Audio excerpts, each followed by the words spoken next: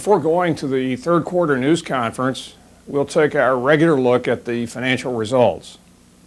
Net income for the quarter was $34 million, a $24 million improvement over the third quarter of 1994. For the year-to-date, net income was $147 million, putting us ahead of the same period last year by nearly $100 million. Sales in the quarter were $1.2 billion, about the same as third quarter 1994. Sales year-to-date of $3.7 billion are about $121 million ahead of last year. Return on net assets, RONA, is one of our most important performance measures. Year-to-date, RONA was 8.6%, slightly below our business plan. We need to improve our RONA performance to achieve our overall objective of increasing stockholder value. Turning to our financial condition, we've made progress with our strategy of rebuilding our financial strength. Since the beginning of the year, we've had operating cash flow of $309 million, nearly $40 million better than the same period in 1994. We've negotiated a new 5-year, $500 million revolving credit agreement. We've reduced our debt and unfunded pension obligation by about $180 million. With regard to pension, we've contributed $220 million to our pension trust so far this year and plan to make additional contributions in the fourth quarter. Looking ahead, our order entry continues to be good, and we expect to maintain high operating rates during the balance of the year. With respect to pricing, we saw some softening in certain markets and products during the third quarter. However, we hope prices may be stabilizing as customers finish working down higher than normal inventories. On the operating side, we expect performance to continue to improve during the balance of the year. We also expect continuous improvement in our operations next year. Several actions are now underway. We are completing our transition to a single structural mill at Bethlehem Structural, which will be supplied primarily with continuously cast blooms from PST. This will increase the use of assets and reduce costs at both of these business units. We're improving the use of our new coal injection facility at Burns Harbor and the inline rail head hardening equipment at PST. We're increasing Burns Harbor's steelmaking capability by over 350,000 tons per year, which will reduce their reliance on higher cost purchased slabs. And we're continuing to fund our pension obligation. The fourth quarter in the year 1996 will present significant opportunities to continue our improvement. We must all stay focused on Bethlehem's vision to be the premier steel company, and each one of us has important ways we can and we must help in achieving this vision. Now, our third quarter news conference. Carrie Sullen of Reuters. Hank, I'm curious, when Nucor has this mini mill up and rolling, I think it's going in South Carolina, what impact do you see that having on the Sparrows Point division? Well, Carrie, I've often said that Bethlehem faces 5 different levels of competition and mini mills, and by that I expect you mean operations to produce steel through an electric furnace. That's just one of them. Sparrows Point faces 5 different levels of competition. It faces severe competition from other integrated steel makers. It faces competition from mini mills, electric furnace producers. It faces competition from substitute materials, plastics, concrete, aluminum. It faces competition from imports, most certainly. And when you add those competitive levels together, really the competition posed by an electric furnace producer is simply one level of that competition. Now, having said that, the products that Sparrows Point produces, approximately 2/3 of them are simply in product lines that an electric furnace, a basic electric furnace steelmaker, will not be producing. I have referenced to plate and 10 mil products and the higher value coated products. So we think it would only be in the production of hot roll products that there is a nexus of competition between an electric furnace producer and Sparrows Point. The key to Sparrows Point then, with respect to an electric furnace competition, is the same with respect to all 5 levels of competition. It must be low cost, it must be high quality.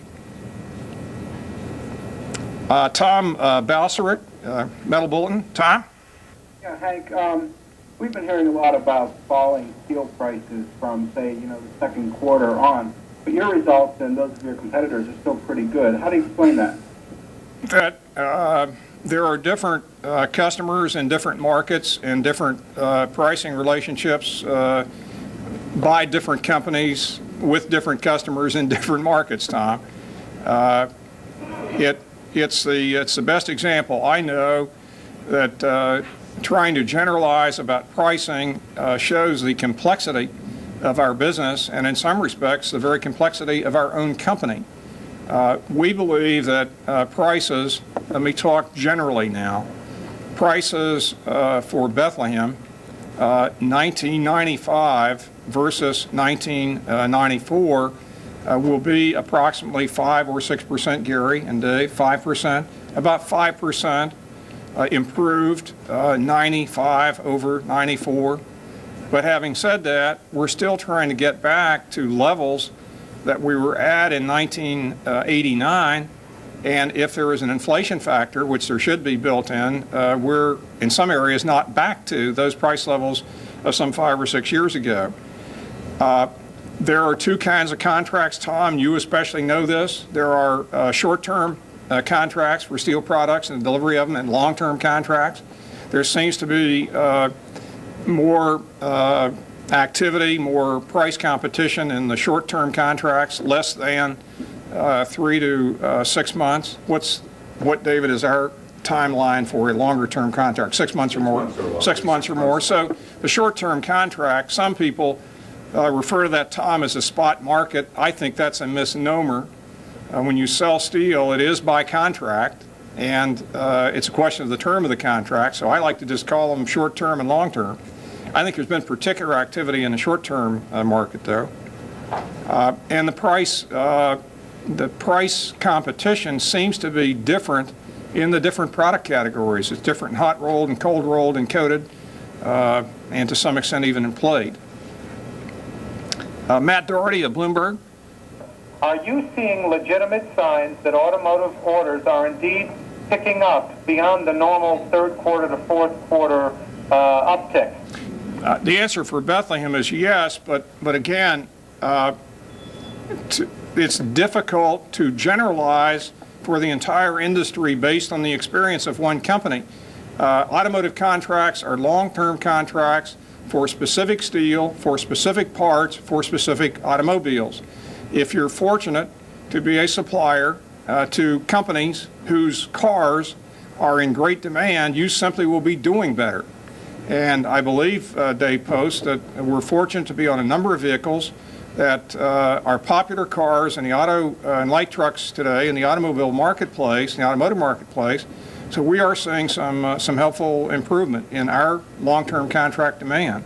And our orders in the fourth quarter so far, and I know we're early in the quarter, Hank, are orders running at the similar levels to the fourth quarter of 1994? Are they down? Are they up? And are they at expected levels? I think our fourth quarter orders, let me try to answer it this way, are consistent with the order levels we're seeing, Dave, Post, in September. We see a very good order entry level and a good operating and shipping level, Matt. Okay. Yes, Dave Post. Well, I would characterize the automotive entry as improved from the second quarter levels, and they are down somewhat from the fourth quarter levels of last year. But we have seen legitimate improvement over the second quarter levels, and it is I've described as very good business. And yes, remember, last year was a very, very strong year. I think that's the point, Matt, that 1994 was a 15.1 million unit year for the automotive industry, a very, very significant year. And it looks like the year 95 will be a 14.7, 14.8 year. The negotiating, the business opportunity that you want to try to create, though, is to be a supplier of choice for parts on vehicles in high demand. And that means a strategic long-term partnership with your customers. It's so very important to Bethlehem and I'm sure to other companies. Rick of Gary Post. Peter Van Allen. Yes, Peter. And my question is really just geared to Burns Harbor. If you see any changes on the horizon there, capital improvements, hiring in the next 18 months or so. Well, Burns Harbor, we think, is the premier steel business division, certainly in this country, not in the world. There are a number of projects ongoing all the time to further improve Burns Harbor's competitive position. I don't think there's any single project that we would identify, Raj. There are probably three that stand out at Burns Harbor. The modernization upgrades. This is Roger Penny, Peter. Modernization upgrades of our plate facilities, which really support them being a leader in that market. Number two, some upgrades in our hot strip mill. And very importantly, the modest investments we're making to increase our steelmaking capability, what we call our large heat project, which all three of which will continue to do just what Hank said, keep them in a very competitive position. Thank you. I believe all three of those we have previously reported on, Raj, but those projects are going quite well. Okay, thank you. Let's go to our audience here at Martin Tower. Jeff Ward of the Express Times. How long can steel endure these steel-related operations losses? Every quarter we come in and we ask the same thing, and they keep losing money. Steel-related? Steel-related units, Forge, Centec. Yeah, the question is losses in the steel-related divisions, principally Beth Ford, Centec, and ship-related operations. I guess the same answer, Jeff, goes for them as for the others. In every case, there are plans underway to return those divisions to a level of profitability, and the challenge is for the leadership of those divisions and the employees in those divisions working together to develop plans that can be implemented that will return them to profitability. And that is true in the case of Centec and Beth Forge. We've just discussed Beth Ship. Roger? It's appropriate, I think, and very timely to focus on Beth Forge because, like the decision to terminate steelmaking at the Bethlehem plant, we're also terminating steelmaking in the Beth Forge division at the Bethlehem plant. We'll be supplying large forging ingots from PST, and we've made arrangements to move those warm in covered heated cars, and they'll be put in our reheat furnaces here prior to forging. But that's a project that was planned some time ago, and we're now at the point of implementation. So like steelmaking at Structural, we're also terminating steelmaking at Beth Forge here at the Bethlehem location. So next year will look different for Beth Forge, and Centec is rapidly moving through a transition where we're very pleased that their steelmaking, their roll production, has virtually doubled this year, and we're working to achieve the same kind of improvements through their machine shops, which will grow their market. Those things should significantly enhance their results next year. Tom Cooper. How strong is your export business at this point, and what do you foresee for that in the next 2 quarters or so? The export business now, Tom, is reasonably strong. Bethlehem believes its total exports will be in the range of 500,000 tons in 1995. The export business is an important part of our 1996 business plan. The good fortune we have, especially I think with all of our business divisions, but particularly with regard to Sparrows Point, is it is located on the water and does have excellent access to move into the export market when market opportunities present themselves. Thank you all very much. If we don't talk to you beforehand, we'll talk to you in January, our next quarterly meeting. Thank you very much for being with us.